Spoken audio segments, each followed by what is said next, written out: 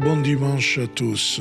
Nous sommes au 6e dimanche de Pâques et l'évangile du dimanche cette semaine est tiré de Jean 14, 23, 29. C'est un évangile vraiment que nous présente les questions posées par 3 disciples à Jésus. Le numéro 3, on le sait bien, il veut dire plénitude. Et donc, ne sont pas simplement 3 disciples, mais toute la communauté, la plénitude de la communauté, qui en effet manifeste ses objections, ses questionnements, ses besoins au Seigneur. Dans l'Évangile, nous voyons la première question, c'est Thomas qui va la poser. « Seigneur, où tu vas ?» Et Jésus répondra que lui est le chemin à suivre. Donc, Philippe qui va lui dire « Montre-nous le Père et cela nous suffit ». Et Jésus répondra « Qui m'a vu a vu le Père ». Et Judas, pas l'Iscariote, celui qui l'a trahi, non, c'est l'autre disciple qui en effet était dans la famille de Jésus. C'était son cousin, probablement. Il demande, Seigneur, comment est arrivé, comment s'est passé, que toi tu dois te manifester à nous et pas au monde. Attention bien, cette question est une tentation que ce disciple fait. Donc Judas veut que Jésus se manifeste comme le Messie, style Moïse, style militaire, pour les délivrer avec la guerre, etc. Un peu comme l'attente de son temps, quoi. Et voici notre péricope de ce dimanche, cet évangile, qui est la réponse de Jésus. Une réponse qui contient un des sommets de l'évangile de Jean, et une affirmation qui, si comprise, change vraiment notre relation avec Dieu et, par conséquence, avec nous-mêmes et pourquoi pas avec les autres.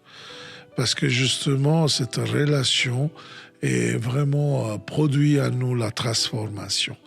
Écoutons qu'est-ce qu'il nous dit l'évangéliste Jean. Donc, Jésus répondit, on pourrait dire, disait à ses disciples, si quelqu'un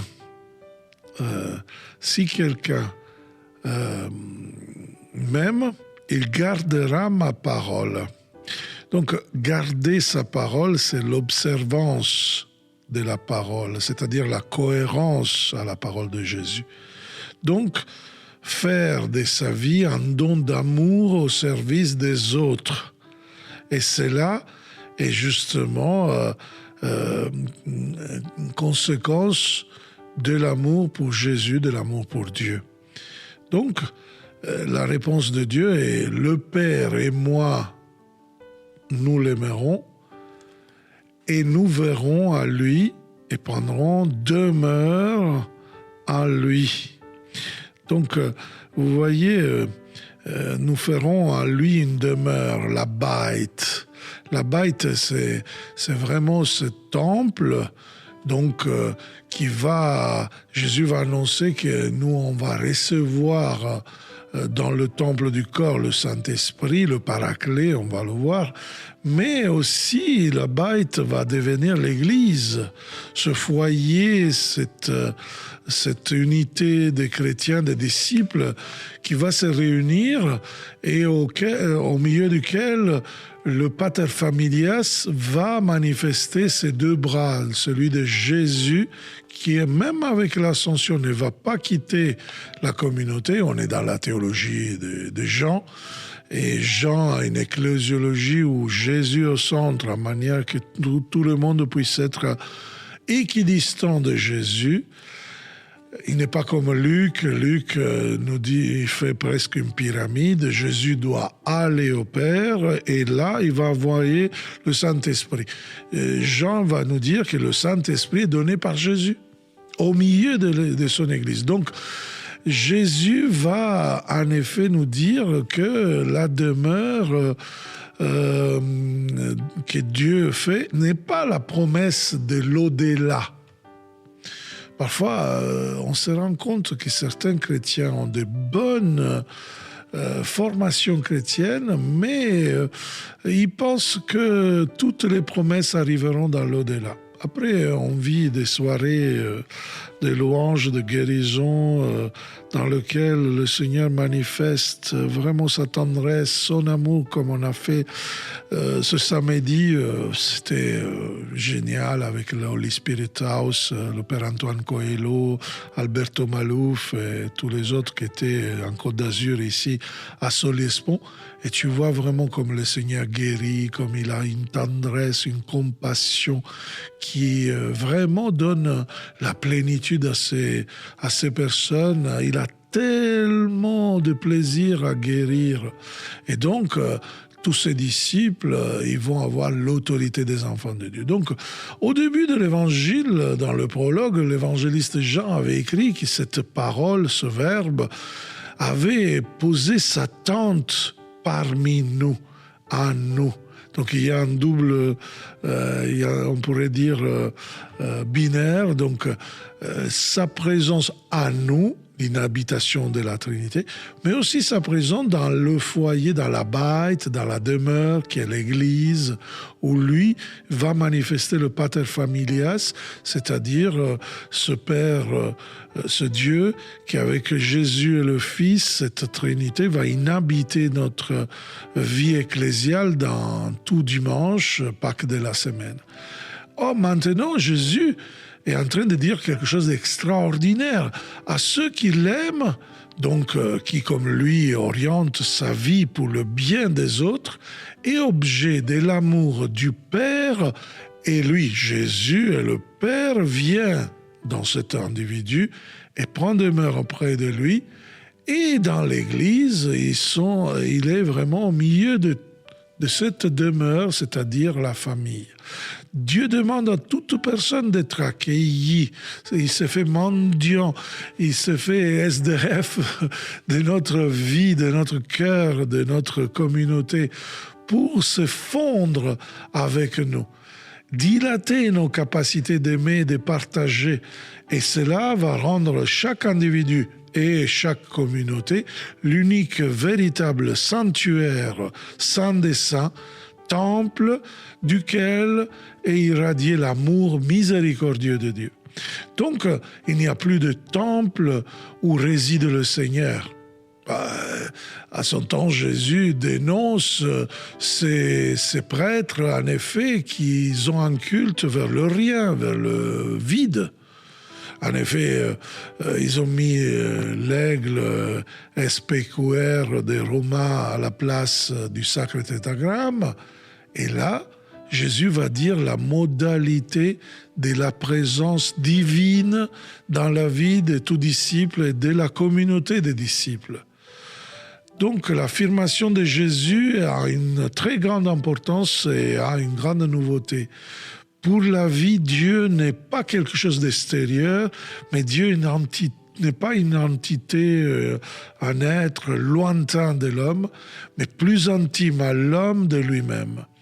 Donc, Saint Augustin, il va dire « Je t'ai cherché dehors de moi, je t'ai trouvé au plus profond de moi-même ». Dans le profond de l'homme, Dieu se manifeste toutefois et rend l'homme plus humain. Et plus l'homme est humain, plus manifeste le divin qui est en lui. Cette forme de divination, cette forme de divinisation, attention, nous, catholiques, chrétiens, on n'est pas pour la divination, on est plutôt pour la divinisation.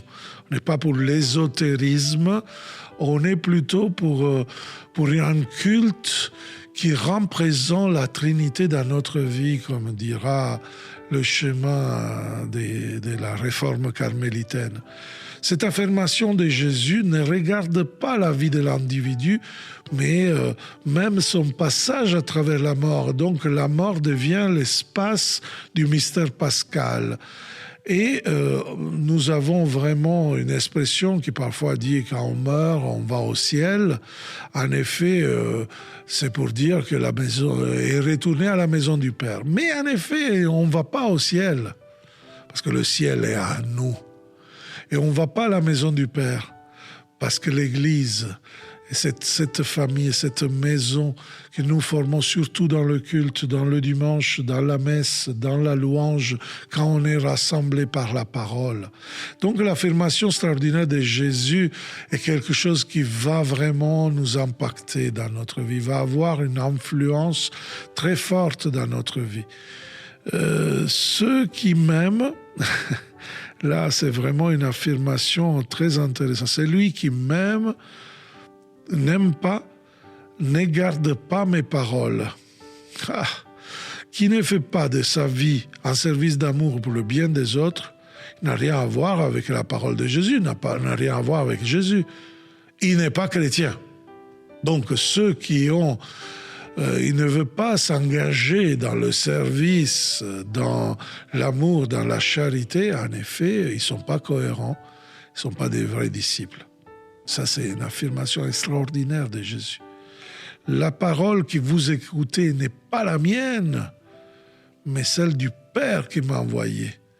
C'est pour cela qu'être crédible, être cohérent à sa parole, ça veut dire être vraiment imprégné de cette divinité, de cette présence du Père et du Fils en nous.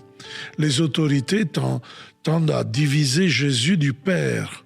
Et Jésus qui affirme par contre qu'il y a parfaite unité, il y a parfaite syntonie, parce que ensemble, on peut continuer l'action créatrice dans cette communication de vie, cette restitution de vie qui enrichit la vie des autres. Et donc Jésus va continuer. Je vous parle ainsi tant que je demeure avec vous. Hein? Donc,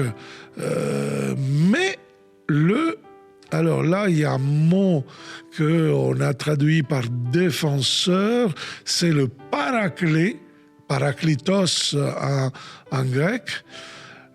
Qu'est-ce que c'est le parakletos? Le défenseur, parfois dans certaines versions consolateur, mais en effet, le terme grec, on pourrait le rendre comme celui qui vient au secours. On pourrait dire des urgences spirituelles, un protecteur, voilà. Donc, voilà qu'est-ce que c'est l'action du Saint-Esprit. Donc, c'est le paraclet, c'est l'Esprit Saint, qui a une action de protection, de secours. Ce n'est pas une action qui vient au moment d'émergence simplement, mais une action qui la précède. Donc, il ne faut pas être dans la galère pour trouver une solution. C'est justement le Saint-Esprit qui va précéder l'émergence. Donc, Jésus invite à la pleine paix, sérénité. C'est pour cela que sa communauté est confirmé du Saint-Esprit qui le Père enverra à mon nom, lui vous enseignera tout et vous fera souvenir de tout ce que je vous ai dit, c'est-à-dire de la parole de Jésus. Cette garantie pour la communauté chrétienne, pour l'Église, est vraiment dans le Saint-Esprit, ce protecteur, ce secours, justement interne, profond, qui sera capable de donner des réponses aux nouveaux besoins des disciples, de la société, des pauvres, de cet hôpital de campagne que est l'Église.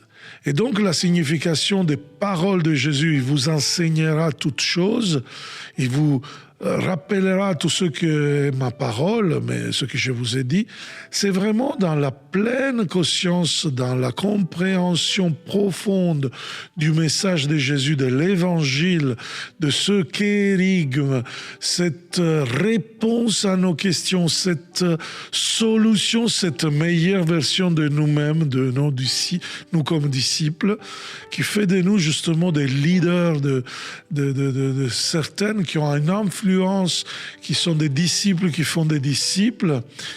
Donc, par rapport aux nouvelles situations qui peuvent arriver à toute communauté aujourd'hui dans cette société.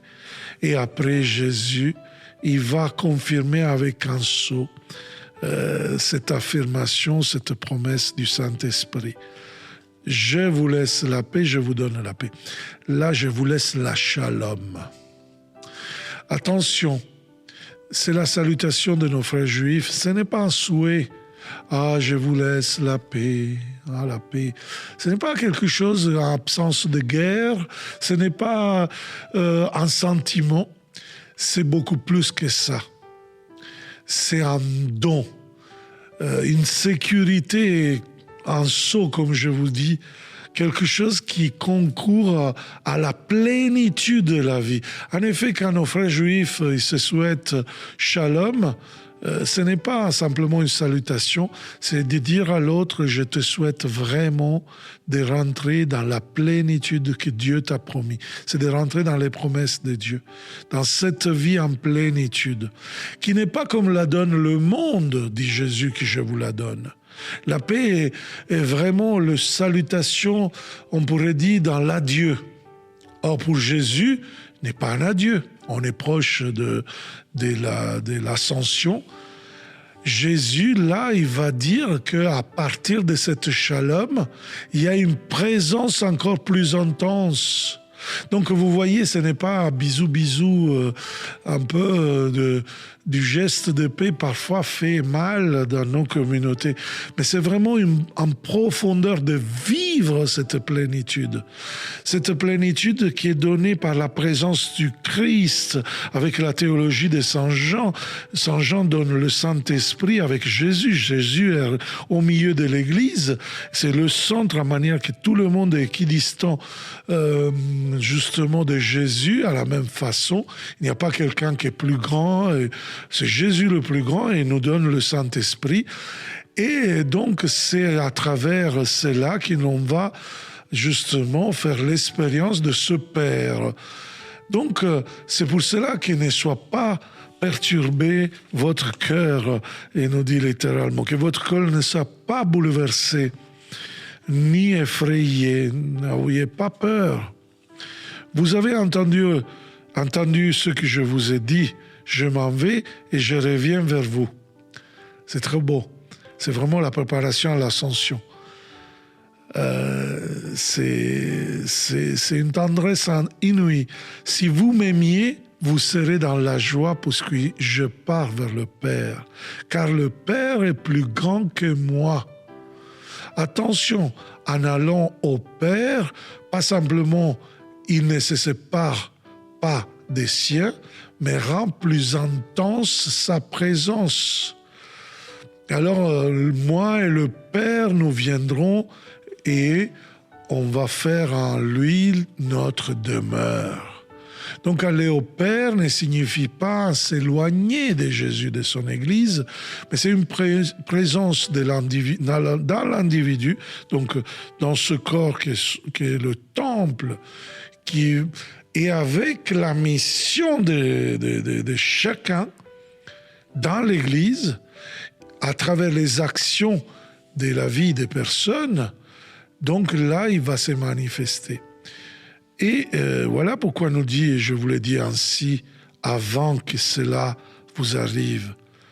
Parce que Jésus propose un défi. Il sera condamné comme un maudit de Dieu. Mais j'aime bien le théologien Furs von Balthasar qui dit « Jésus s'éloigne tellement de Dieu. Il descend jusqu'aux enfers, afin que tout homme ne soit pas trop loin. » Personne ne peut être loin, même le bon larron ne va pas être même le bon larron ne va pas être trop loin. Pourquoi? Parce que justement, Jésus va descendre aux enfers. C'est pour cela que Jésus va dire aujourd'hui même, ne le fais pas parler. Et c'est très étonnant quand même.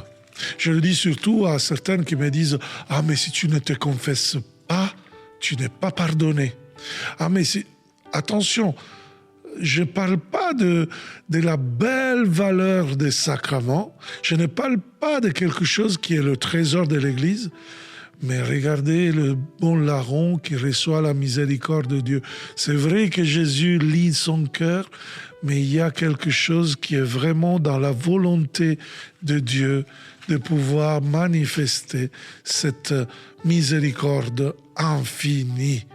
Alors, donc Jésus nous pousse à décider en qui nous avons mis notre confiance, à qui nous voulons mettre notre foi. S'il y a une religiosité comme certains disciples de ce moment qui posent des questions à Jésus, qui prétend qu'il devient un messie un peu militaire ou je ne sais pas quoi, s'ils croient au grand prêtre de ce temps religieux qui veut de Jésus peut-être d'autres choses, mais s'ils croient en Jésus, ne croiront pas à ces chefs, à ces autorités religieuses qui ne sont pas crédibles, pas cohérents. Mais s'ils croient en Jésus, ils sont vraiment dans la foi, dans sa parole. Et c'est pour cela, quand elles arriveront, vous croirez. Vous croirez, c'est vraiment l'acte de foi, c'est l'autorité des enfants de Dieu, c'est la liberté des disciples qui ensemble dans ce foyer, dans cette bête, pour utiliser le mot hébreu, cette demeure où il y a l'inhabitation de la Sainte Trinité, à image de cette circulation. Les latins, ils parlent de circumcessio, de l'esprit d'amour du Père vers le Fils qui répond d'amour au Père. Et cette circulation d'amour, il devient le modèle de l'Église. Et ce mouvement de l'Église va être vraiment l'appel de la mission de chacun de nous. Et voilà la bonne nouvelle, l'évangile de ce dimanche, que dans ce 6e dimanche de Pâques, l'Église nous proclame à travers Jean 14, 23, 29. Et n'hésitez pas à partager ce podcast, si vous le prenez de YouTube, si vous le prenez de Spotify, si vous le prenez de Google Podcast, Apple Podcast, dans toutes les plateformes où nous sommes, de Deezer, etc. Parce que vraiment, nous faisons ce podcast pour donner ce trésor même à des gens, peut-être qui ne croient pas pour faire du prosélytisme, pas pour dire à quelqu'un « convertis-toi », ça c'est un don de Dieu, si tu arrives, bon, tant mieux, mais simplement pour donner un trésor que nous avons et le partager, et donner à quelqu'un de pouvoir devenir de plus en plus humain pour manifester cet divin que Dieu veut faire habiter dans nos cœurs à travers cette parole, à travers l'évangile du dimanche. Ciao et à la prochaine.